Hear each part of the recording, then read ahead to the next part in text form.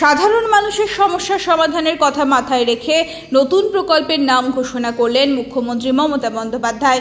দুয়ারে সরকার প্রকল্পে সমস্যার সমাধান হয়েছে। একাধিক মানুষের যেটুকু খামতি রয়েছে সেই সমস্যার সমাধানের কথা মাথায় রেখেই গতকাল নবান্নে সাংবাদিক সম্মেলনে মুখ্যমন্ত্রী মমতা বন্দ্যোপাধ্যায় ঘোষণা করে নতুন প্রকল্পের নাম আমাদের পাড়ায় আমাদের সমাধান। এই প্রকল্প চালু হলে বহু মানুষ উপকৃত হবে বলে মনে করছে সাগরদ্বীপের বাসিন্দারা।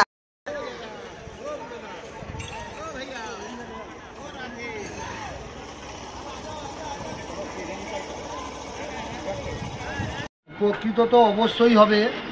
বাংলার মুখ্যমন্ত্রী, মানবিক মুখ্যমন্ত্রী, উনি চিন্তাভাবনা করে 2011 সালে ক্ষমতায় আসার পর থেকে সাধারণ মানুষের কথা চিন্তা করতে করতে তিনি ভাবলেন যে জনগণ একটা ব্লক ভিত্তিক বহু কষ্ট করে গিয়ে কাজকর্ম করতেন।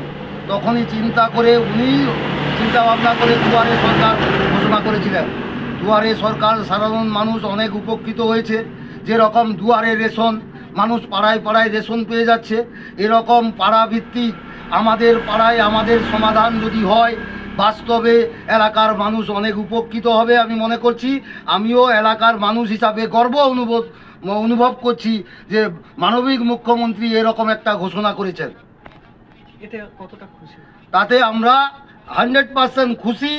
এরকম হলে সাধারণ মানুষ অনেকেই উপকৃত হবে, আর ব্লক পর্যন্ত, অঞ্চল পর্যন্ত দৌড়তে হবে না।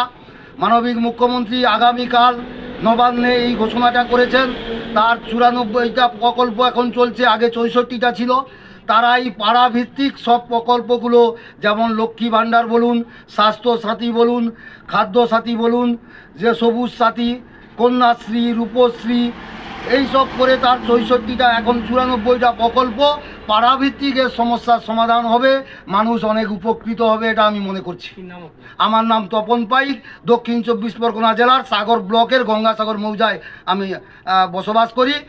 এখানকার মানুষ সবাই উপকৃত হবেন।